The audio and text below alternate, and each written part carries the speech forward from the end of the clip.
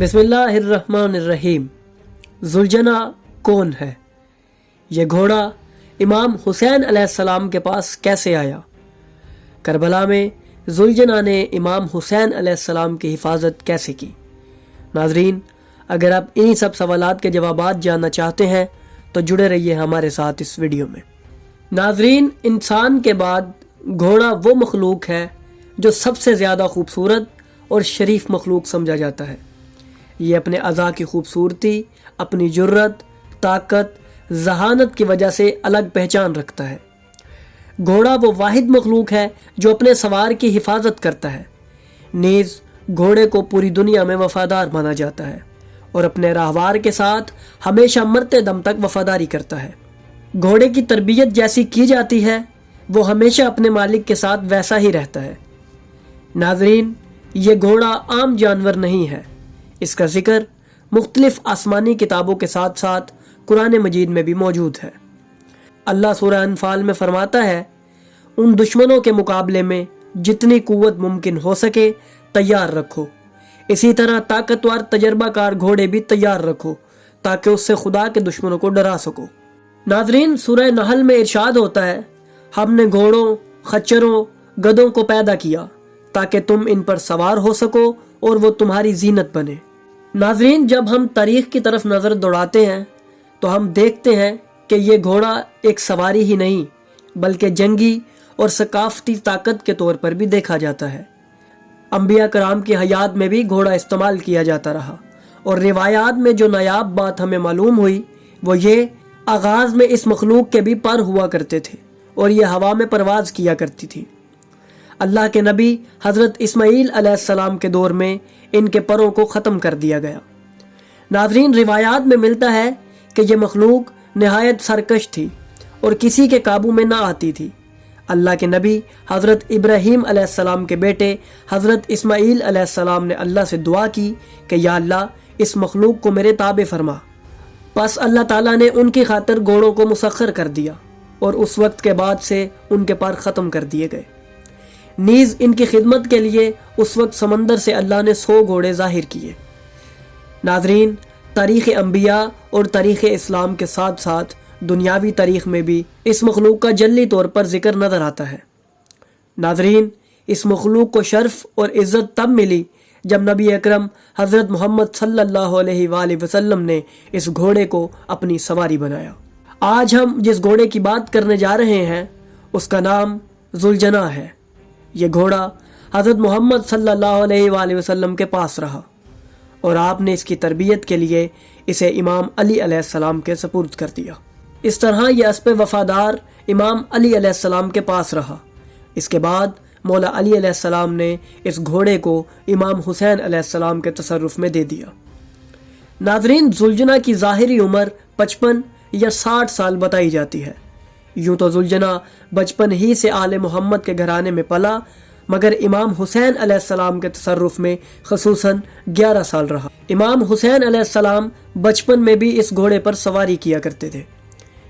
ناظرین، ایک روایت کے مطابق ذوالجناح کا شجرہ نسب حضرت اسماعیل علیہ السلام کے گھوڑوں سے جا کر ملتا ہے۔ سب سے پہلا گھوڑا جسے اسماعیل علیہ السلام نے اپنے تابع کیا اور اس سے زمینی گھوڑوں کی نسل چلی، اس کا نام روایات میں راہ ذکر ہوا ہے۔ ناظرین، روایات میں آیا ہے کہ اللہ نے اس مخلوق کو پیدا کرنے کا ارادہ کیا تو ایک بار ہوا کو حکم دیا کہ آ جا۔ ہوا سمٹ کر آ گئی۔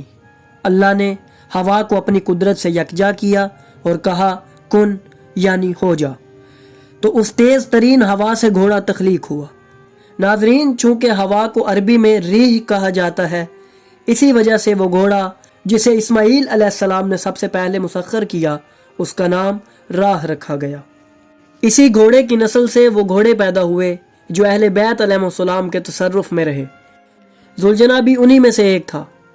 ناظرین، محققین کے مطابق ذوالجناح کا رنگ حنائی تھا اور پیشانی پر سفید ٹیکا تھا۔ امام حسین علیہ السلام کے بچپن کے واقعات میں اس گھوڑے کا اہمیت کے ساتھ ذکر موجود ہے۔ قدیمی روایات میں موجود ہے کہ ایک گھوڑا جناب رسول خدا کی سواری تھا۔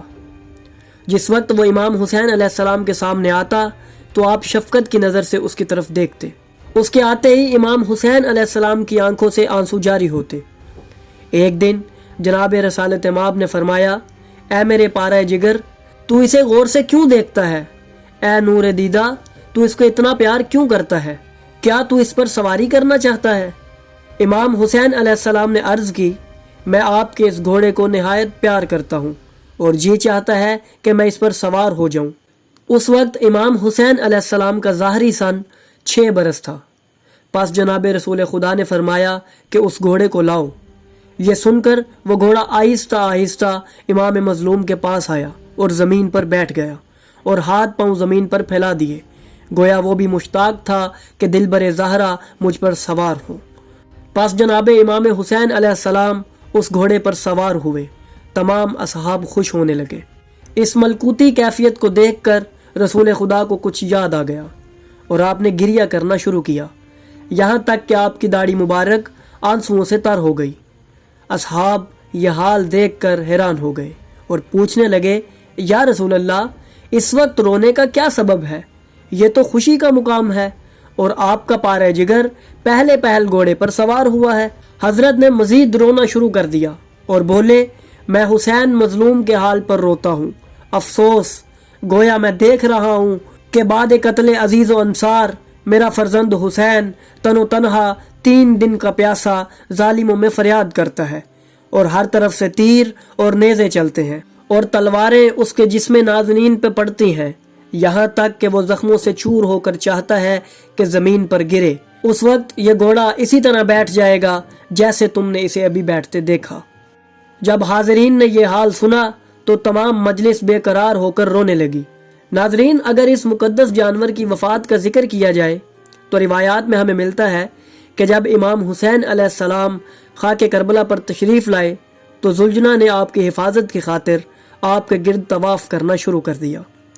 اسی طواف کے دوران جو بھی آپ کے نزدیک آنے کی کوشش کرتا زلجنا کے حملے کا نشانہ بن جاتا۔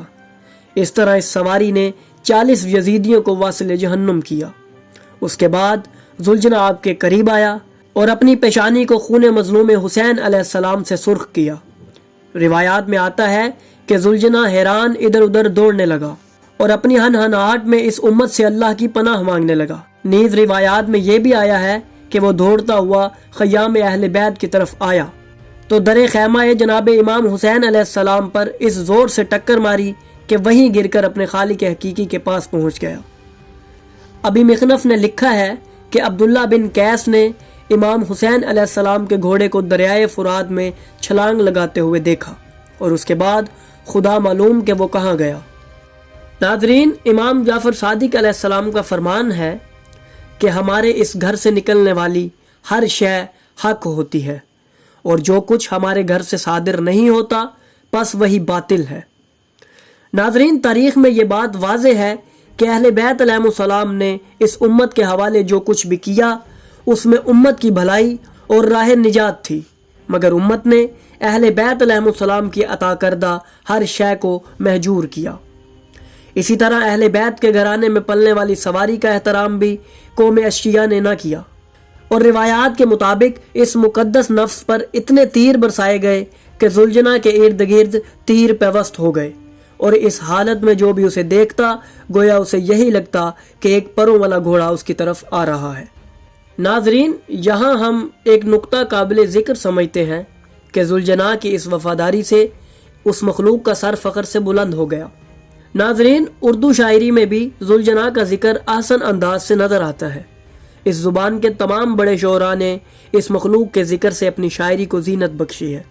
اردو کے قادر الکلام شاعر خدائے سخن جناب سید ببر علی انیس فرماتے ہیں، آقا شہید ہوتا ہے گھوڑے کو ہے یہ غم، حربوں سے شاہ دین کو بچاتا ہے دم بدم۔